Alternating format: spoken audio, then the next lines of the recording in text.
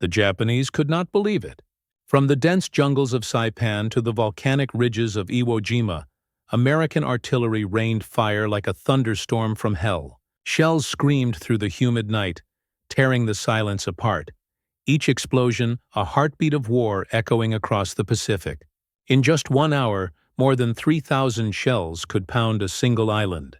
To the defenders hiding in caves and bunkers, it felt as if the very earth had turned against them. They had faced naval blockades, aerial bombardments, and starvation. But never this rain of steel that shattered bunkers they thought indestructible. And yet, this was not just brute firepower. It was precision, intelligence, a symphony of destruction orchestrated by engineers, spotters, and gunners working with clockwork timing across land, sea, and air. But how did the Americans manage to coordinate such devastating artillery strikes across thousands of miles of ocean, on islands barely large enough to stand on? And what secret tactics made Japanese defenders whisper, "The Americans can see through the jungle. Tonight, you'll step into the mud, the smoke, and the deafening roar, where technology met terror, and where the Pacific Islands became furnaces of human endurance." The storm arrives. The ocean was silent before it began. A strange, unnatural silence, the kind that comes before a typhoon.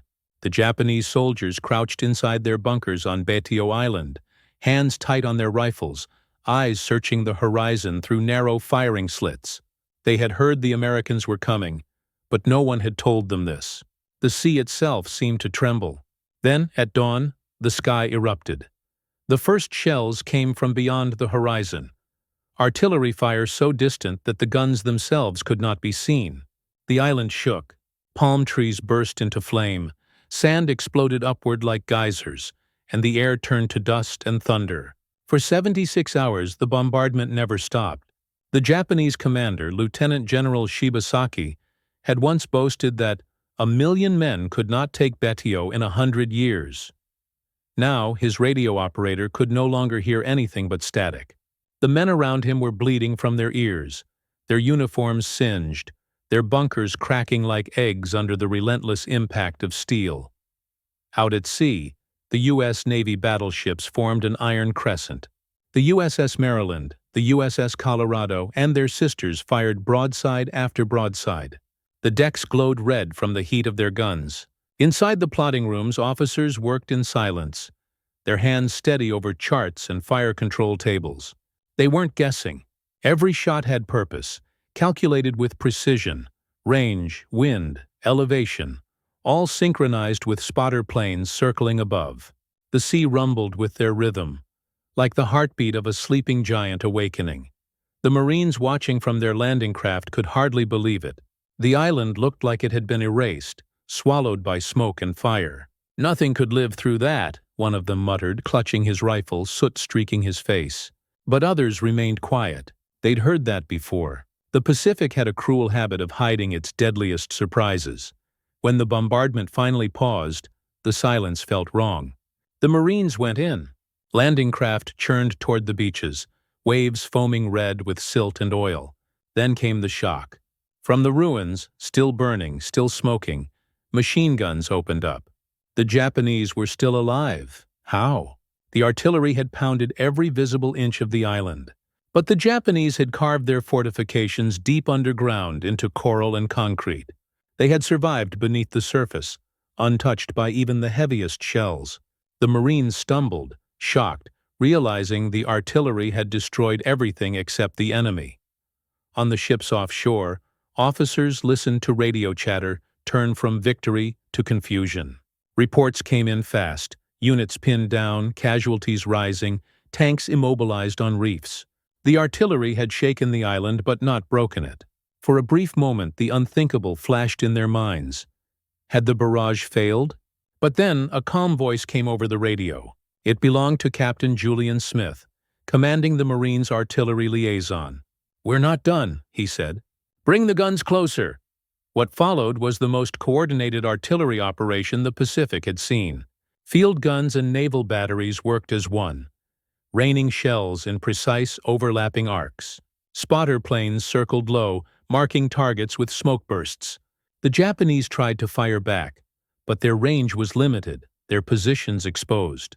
Every muzzle flash brought a counterstrike within seconds. The Americans weren't shooting blind anymore. They were adjusting in real time, watching, learning, adapting. As dusk fell, the island became a hellish panorama of orange and shadow. Every few seconds, another shell screamed overhead. Another explosion sent debris skyward. Inside one Japanese bunker, a sergeant tried to rally his men. "The Emperor watches," he said. But his voice trembled. The air was thick with cordite and fear. He knew that by dawn, nothing here would be left standing. And yet something inside him refused to yield. Across the island, dozens of Japanese soldiers emerged from their shattered tunnels, charging into the smoke. Bayonets gleamed. Their screams cut through the thunder. For a moment the lines blurred, the living and the dying indistinguishable in the haze of sand and fire. Out at sea, the observers could barely make out the shapes moving along the shore. They saw flashes, movement, then silence. One officer whispered, "They're fighting through our own barrage." It was madness, heroic, senseless, human madness. By the third day, the island of Betio was nearly gone. The once green palm groves were flattened. The air stank of cordite and salt. And still, the guns fired. American engineers began landing artillery directly onto the beaches, 105mm howitzers, dragged through the surf by hand. They were set up within hours, firing inland at unseen targets. The coordination was unlike anything before. The Navy shelled from the east, the howitzers from the west, and aircraft from above. It was as if the island were trapped in a circle of fire. But even with such fury, the Japanese refused to surrender. Deep within the last bunkers, wounded officers ordered counterattacks that never came. Their communications were gone, their ammunition running dry. One young lieutenant wrote in his journal, "We thought the earth itself would split. We believed the Americans to be clumsy, slow, and soft. But their fire, it is divine punishment." His final words before the page ends, "They are not men. They are thunder." The artillery had done more than destroy. It had reshaped how war would be fought in the Pacific. Intelligence, precision, timing, all fused into a deadly art. The Americans learned that their guns could reach anywhere if their eyes could see it, and soon they would see everything. As the last fires burned out on Betio, and the Marines raised the flag over a wasteland of ash, somewhere in the radio rooms aboard the USS Maryland, a transmission arrived from headquarters. It was brief, almost casual, but it carried a weight that changed the war. Next target confirmed. Prepare preliminary bombardment orders for Kwajalein. Naval and field coordination to commence at dawn. The men around the table went silent. They knew what that meant. The storm that began on Betio was just the beginning. The Japanese garrisons scattered across the Pacific, on coral atolls, volcanic ridges, and jungle-covered slopes, would soon face the same rain of fire. But this time, the Americans wouldn't just rely on brute force. They had learned how to make their artillery see.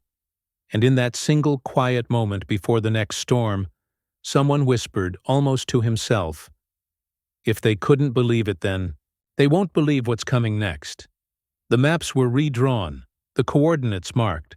Out in the endless blue expanse of the Pacific, the guns began to turn again, and the horizon darkened once more. Night fell heavy over the Pacific, and the ocean burned. From horizon to horizon, the sky pulsed with fire as American battleships turned their guns toward a new target, Kwajalein Atoll. The sea was calm, eerily so, a mirror for the lightning of artillery bursts that danced across the clouds. Below that false dawn, sailors worked in silence, their hands blackened with powder, their faces ghostly under the red glow of battle lamps. Somewhere out there, the enemy waited behind coral and steel, confident that distance and darkness would protect them. They were wrong.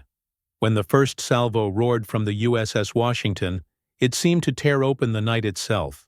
One by one, the ships along the line answered. North Carolina, Indiana, South Dakota, each thunderclap following like a heartbeat. The shells, massive as automobiles, arced high, then vanished into the clouds before descending with a sound like the ripping of the heavens. The bombardment began 2 days before the landings, a ceaseless rain of steel. On Kwajalein Island, Japanese troops huddled in their bunkers, unable to tell night from day. One officer wrote in his diary that the ground moved like waves, that the heat inside the tunnels made men faint. They had reinforced their fortifications with coral, concrete, and faith. But faith cracked under fire. Out at sea, the American gunnery crews worked with cold precision. Fire control officers hunched over plotting tables, their slide rules and rangefinders glinting in the dim light. They spoke in clipped commands. Elevation 240, bearing 137. Fire! And the deck shook beneath their feet. Spotter planes soared above the smoke, their pilots describing targets through the radio with calm, almost detached voices. Every coordinate relayed, every burst adjusted, until the shells fell exactly where they should. And yet, amid all that chaos, there was a strange beauty to it. The choreography of destruction. The sea glowed orange from the reflection of fire, the recoil of guns timed like music. Sailors spoke of it later, not as horror but as awe. They had never seen such power controlled so precisely. When dawn came, Kwajalein looked like the surface of another planet. Craters overlapped craters, not a tree stood. The air was thick with ash, the smell of oil and burnt coral clinging to every breath. But still, the radio intercepts whispered of Japanese guns firing back. The Americans listened in disbelief. After 7,000 shells, after 36 hours of continuous bombardment, the defenders were still alive. From his flagship, Admiral Richmond Kelly Turner narrowed his eyes at the smoke-shrouded island. "If they survived that," he said, "they'll fight to the last man." Then he gave the order to continue. "Fire until the barrels glow." The Marines who watched from the transport said the ocean itself seemed angry now. The heat of the bombardment turned the air into shimmering waves. The thunder rolled endlessly, each explosion merging into the next. Some Marines plugged their ears, others prayed. One sergeant muttered, "If they're still alive in there, they're not human." But the Japanese were human, and inside their shattered bunkers they endured in silence. Commanders shouted orders that no one heard. Smoke filled the tunnels. The wounded coughed in the dark, their faces lit by the flicker of burning oil. Above them, the ground trembled with every hit. Yet they held on, not because they expected victory, but because surrender was unthinkable. Then, suddenly, the shelling stopped. The silence that followed was worse than the noise. The air rang with absence. The Japanese soldiers, half-deaf and trembling, crawled from their shelters, dazed and hollow-eyed. The island was gone, flattened, dead. They raised their heads to the still horizon and saw the faint outlines of landing craft advancing through the mist. From the ships, American officers watched the radar screens flicker. The next phase had begun. As the first waves of Marines approached the beaches, the order came down the line. Cease naval fire, shift range inland. But one ship didn't. The USS Pennsylvania continued firing, its gunners working as if possessed. The shells landed dangerously close to the American lines, close enough that the air over the boats shimmered with shock waves. On the bridge, a young lieutenant hesitated. Should he signal a ceasefire? Then a voice from behind him said, "Let them have it. They'll thank us later." He was right. When the Marines hit the beach, they found machine gun nests still active, bunkers untouched by the main bombardment. The Pennsylvania's last-minute salvos had destroyed them seconds before they could open fire. The price of that gamble was a handful of near misses, but it saved hundreds of lives. As the fighting raged inland, artillery continued from offshore, now firing almost blind, guided by spotters who flew through storms of flak. One pilot, Lieutenant Edward Bud Fisher, described it later. "The smoke was so thick you couldn't see the island. You just followed the flashes." His plane took hits, one engine sputtering, but he refused to pull away. Each coordinate he relayed brought another explosion, another enemy position erased. By the end of the second day, Kwajalein was silent. Of the 8,000 Japanese troops who had manned the island, fewer than 200 remained. Most of them were wounded, barely conscious. The Americans walked through a wasteland where the coral crunched like glass under their boots. The artillery had done its work. But as the smoke cleared, a chilling realization spread among the Marines. In the ruins of one bunker, they found a steel door leading to an underground chamber. Inside were maps, detailed, recent, and precise. They showed the locations of every American ship, every artillery position, every communication line. Someone had been feeding the Japanese information. The officers gathered around the table as the papers were laid out. The markings were exact, too exact. "They shouldn't have known this," one of them whispered. "Not unless—" He stopped. The others exchanged uneasy glances. Somewhere, someone had eyes on the American fleet. That discovery spread through the ranks like a ghost story. Even as the men celebrated victory, unease grew. The idea that the enemy might be watching, listening, changed everything. Artillery wasn't just firepower now, it was a contest of perception. Who could see first? Who could strike faster? Who could outguess the other? Out at sea, the battleships prepared to move on to their next targets, the Marshalls, the Marianas, and beyond. But as the sun set over the still-smoking atoll, one message arrived aboard the USS Washington. A recon flight had spotted something strange off the coast of Tarawa. Artillery flashes, but not from American guns. The Japanese, it seemed, had begun to answer back. The ocean that night was black as ink. The air smelled of metal and rain. And somewhere beyond the horizon, another island waited. Quiet for now, but alive with unseen movement. The sailors stood at their stations, listening to the low rumble of distant thunder, wondering whether it was weather or war. And in the radio silence that followed, a voice came through the static, faint, broken, but unmistakable. "Incoming! Shells from shore."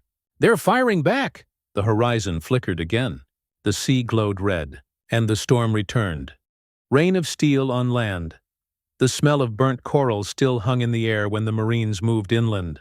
Kwajalein was behind them, reduced to ash and silence. But ahead lay new islands, new resistance, and a new kind of war. They were learning that the Japanese didn't fight on open beaches anymore. They fought underground, hidden, waiting. And if the Navy's thunder ruled the sea, it was now up to the land artillery to drag that storm ashore. On the island of Peleliu, the heat shimmered like glass. The ground itself felt alive, trembling beneath the weight of constant shell fire. Before the Marines even set foot on the sand, American artillery from offshore and from nearby barges opened up in a deafening rhythm. The jungle burned before they arrived. Every tree, every ridge, every possible hiding place was blasted apart. But when the men finally advanced, they found themselves stepping into the jaws of an invisible fortress. Japanese guns hidden in limestone caves opened fire with terrifying precision.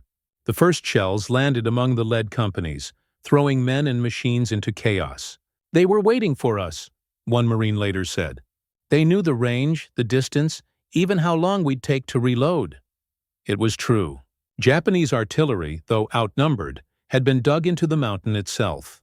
The Americans called it the Umurbrogol Pocket, a honeycomb of tunnels that could spit fire and vanish into stone.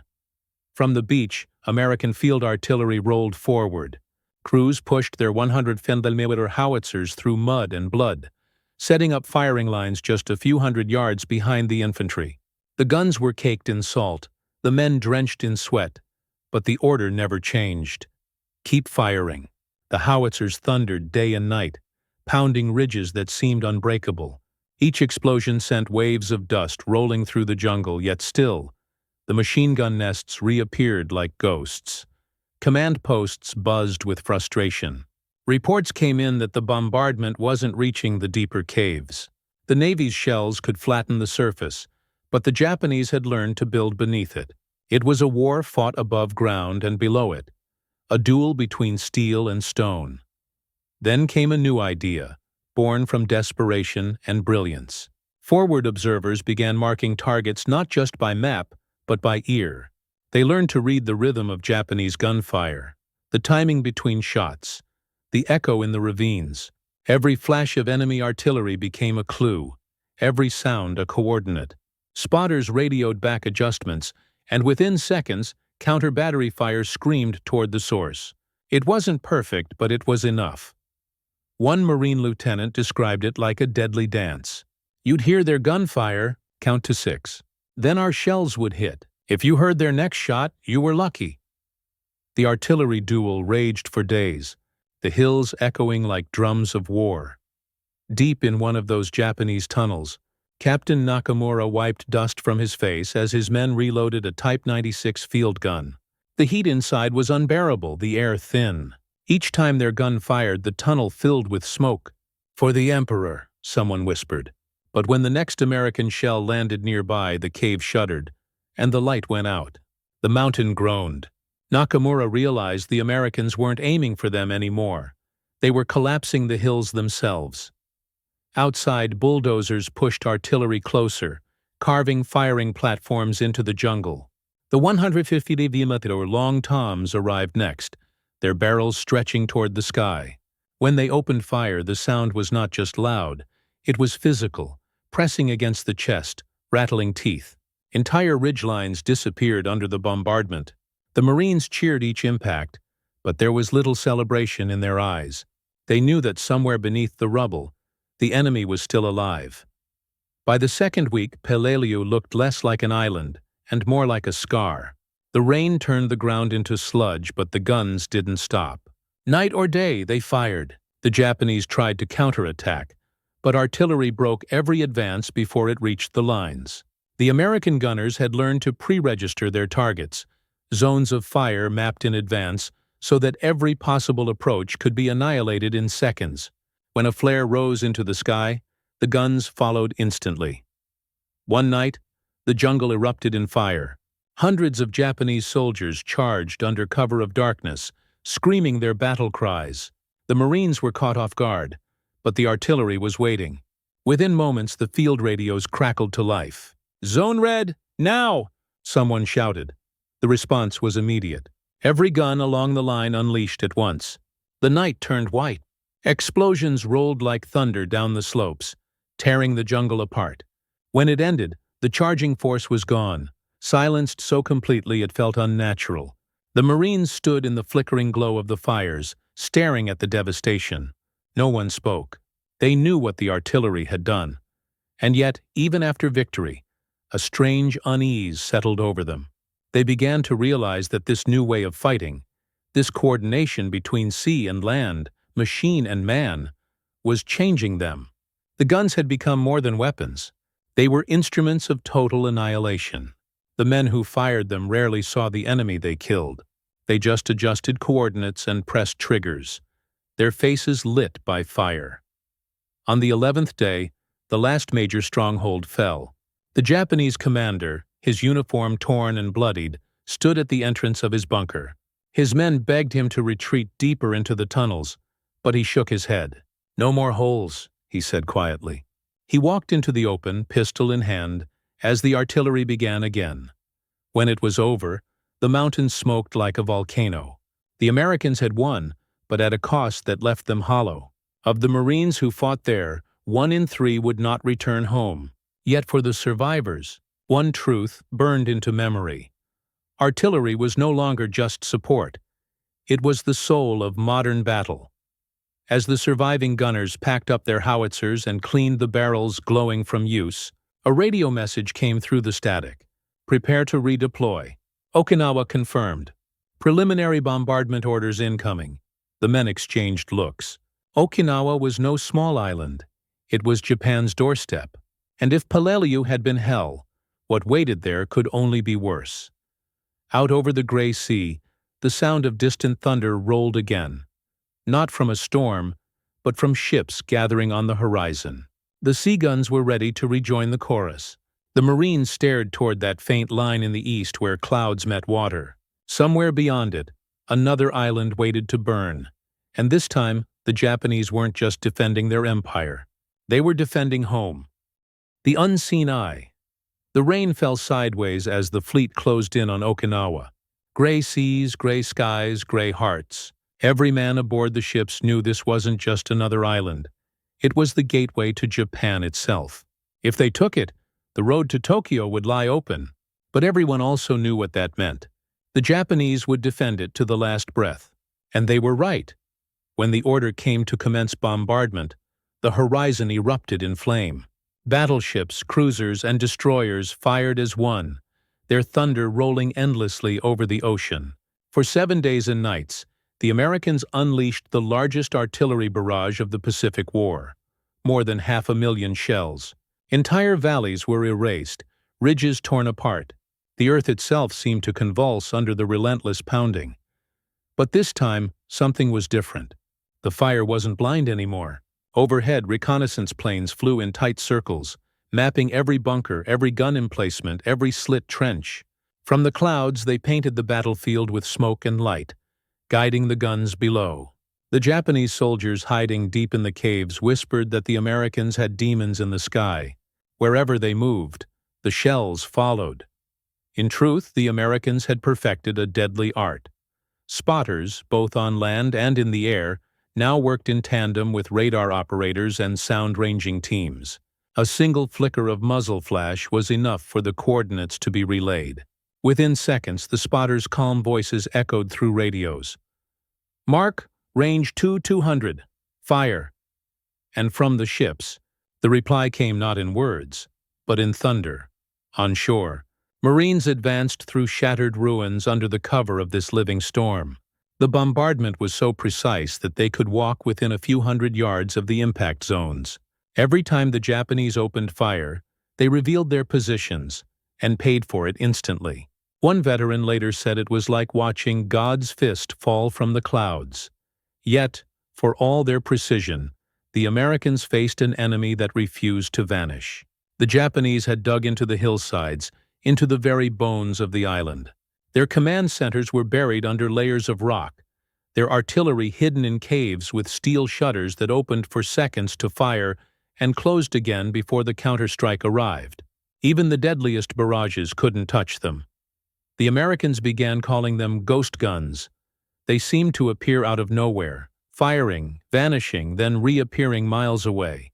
Engineers and scouts puzzled over it until a captured map revealed the truth. The Japanese had built a vast underground network of tunnels connecting dozens of artillery positions. It was an island beneath an island. To fight ghosts, the Americans needed eyes that could see through the earth. That's when the radar teams came forward. They used experimental equipment, ground-based radar arrays and sound detection microphones, to locate firing sources by the ripples in the air itself. For the first time, artillery became a matter of science as much as courage. The Japanese didn't know it, but every time they fired, their position was being triangulated. At sea, the spotters worked tirelessly, often flying low through storms of flak to direct naval fire.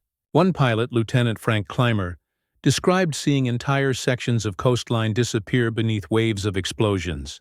"It wasn't war anymore," he said quietly. "It was geology." But as the bombardment continued, even he began to notice something strange. No matter how many shells fell, new gun flashes always appeared. It was as if the island regenerated. Then, one morning, the sea itself answered back. Japanese coastal batteries, hidden for weeks, suddenly opened fire on the fleet. Shells landed dangerously close to the destroyers, geysers of water rising around their hulls. For the first time in months, the Americans found themselves under accurate, sustained bombardment. The gunners on the USS Tennessee watched in disbelief as enemy shells bracketed them with deadly precision. "They've got our range," an officer shouted.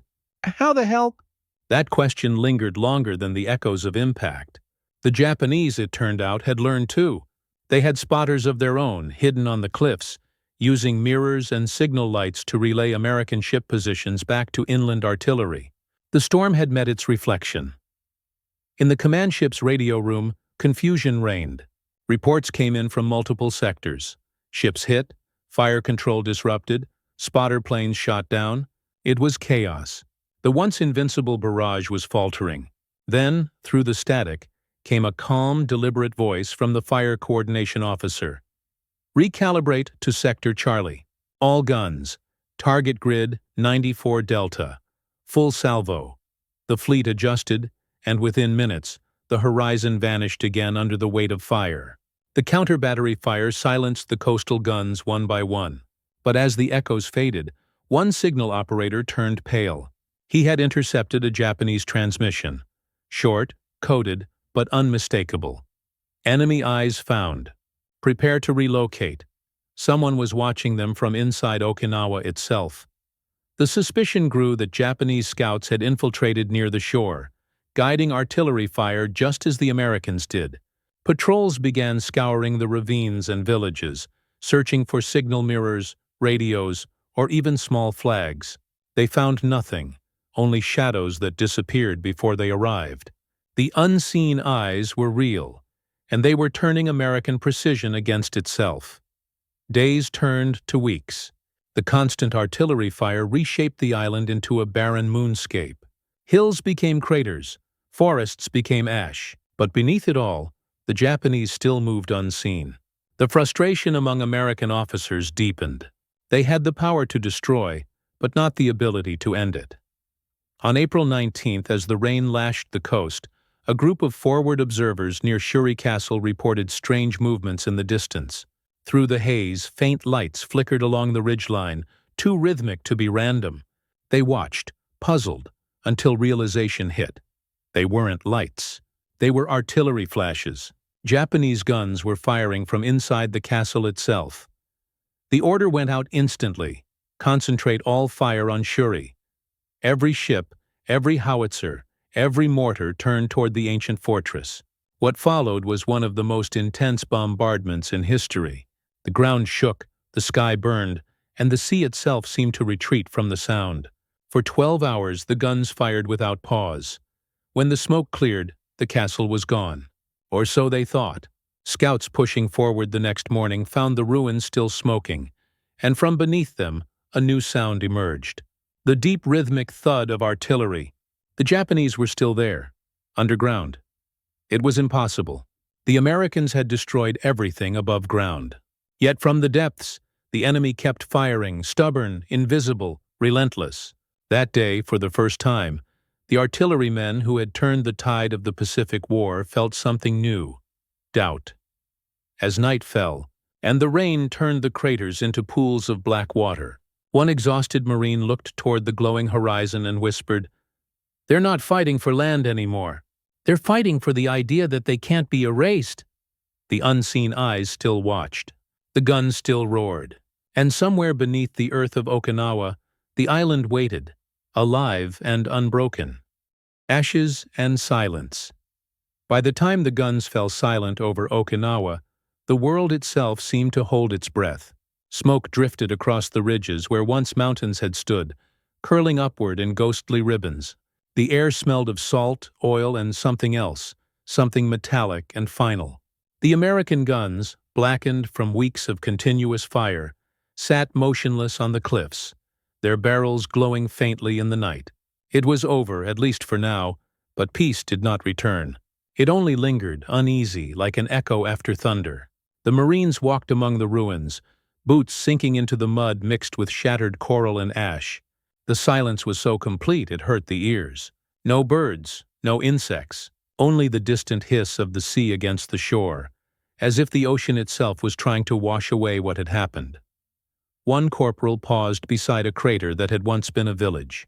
He found a broken shell casing buried in the dirt, still warm to the touch. He turned it over in his hand, staring at the reflection of the sky in the metal. "We didn't take the island," he murmured. "We just erased it." Around him, engineers and artillerymen worked to dismantle their guns, cleaning the scorched barrels, checking the breech mechanisms, reloading ammunition that might never be fired again. But no one spoke much. They had all seen too much. The Japanese resistance had finally crumbled. Yet even in defeat, it left a sense of defiance hanging in the air, like a warning that this was not the end. Far below, inside what remained of Shuri Castle's tunnels, the survivors of the Japanese garrison lay in darkness. Some had surrendered. Others refused. In one corner, a wounded officer, Major Kane Shiro, sat against the stone wall, his pistol empty, his uniform drenched in sweat. Above him, the ceiling trembled with the faint rumble of artillery still firing in the distance. He smiled bitterly. Even now, even when everything had fallen, the Americans still fired. Outside, rain began to fall again, soft at first, then heavier, until it mixed with the ash and blood and turned the ground to rivers of gray. The American spotter planes, their missions done, circled low one last time before returning to the carriers. Below them, the island looked like a wound that would never heal. Admiral Turner stood on the bridge of his flagship, staring at the fading light. Reports came in one after another. Enemy artillery silenced. All known positions neutralized. Resistance minimal. And yet, he didn't feel victory. He felt something heavier, something colder. The Japanese had not broken easily. They had fought with the kind of devotion that could not be measured in military terms. Every inch of this island had cost hundreds of lives, and every shell fired carried not just destruction, but exhaustion. Then came the message that would change everything. "New orders from High Command," the communications officer said quietly. "Prepare bombardment plans for mainland Japan. Target cities to be designated shortly." The admiral didn't respond right away. His hand tightened around the railing as he watched lightning flash across the sea. He knew what those words meant. More islands, more fire, more death. But how much more could the world endure? For the artillery crews, the war had become a cycle. Fire, reload, repeat. The sound of shells screaming overhead no longer startled them. It was the silence afterward that did. That silence meant they had done their job, and somewhere far away, someone had stopped breathing because of it. In one artillery position overlooking the cliffs, Sergeant McAllister sat beside his gun, smoking a damp cigarette. His face was gray with dust, his eyes hollow. "You know what's funny?" he said to the private next to him. "When we started, I used to count the shells, could tell you exactly how many we fired in a day. Now I can't remember if we've shot 100 or 1,000. The private didn't answer. He was staring out at the horizon, where the sea met the sky in a haze of smoke. "Doesn't matter," he said quietly. "We'll just do it again somewhere else." The next morning, the sun rose pale and sickly, filtered through the haze of burning oil. Reporters and photographers began arriving on the beaches, documenting what the battle had left behind. One of them, a young war correspondent named John Hersey, walked through the ruins in silence. He had covered dozens of battles, but this was different. There was no glory here, only ruin. He later wrote in his notes, "Okinawa is not conquered. It is consumed." And yet, amid the desolation, the Japanese civilians who had survived began to emerge. Old men, women, and children climbed out of caves and rubble, blinking at the light as if seeing the world for the first time. They looked around at what was left of their homes and said nothing. The artillery had not just destroyed fortifications. It had erased lives. The Americans handed them food, water, blankets. But the silence between them was deeper than language. In the command center, maps of the Pacific stretched across the table. The generals spoke of the next stage, the invasion of Kyushu and Honshu. They talked about tonnage, trajectories, flight times, and shell yields, as if the war were a mechanical equation that could be solved by enough firepower. But even as they planned, whispers began spreading through the ranks. Rumors of a new weapon being prepared in the deserts of America, something that could end the war in a single strike. No one knew what it was, but they knew what it meant. The guns that had ruled the Pacific might soon fall silent for good. That night, as the fleet prepared to withdraw, the sailors gathered on deck to watch the coastline burn one last time. In the distance, Okinawa flickered like a dying star. The waves carried the faint echoes of explosions, distant and fading. One by one, the ships turned their bows eastward, heading toward new orders, new seas. The war wasn't over, but the men who had unleashed the rain of fire on the Pacific Islands now understood its cost. They had witnessed what total destruction looked like. They had heard the silence that followed. Somewhere beyond the horizon, Japan waited in darkness, unaware of what was coming. The Americans believed the artillery had shown the limit of power, but in secret, a new kind of thunder was being forged, one that would make even the rain of steel seem small. And as the last salvo fired into the night, the ocean swallowed the sound. The storm had passed, but the echo remained, carried by the wind across the empty islands of the Pacific. A silence that was not peace, but the pause before something even greater.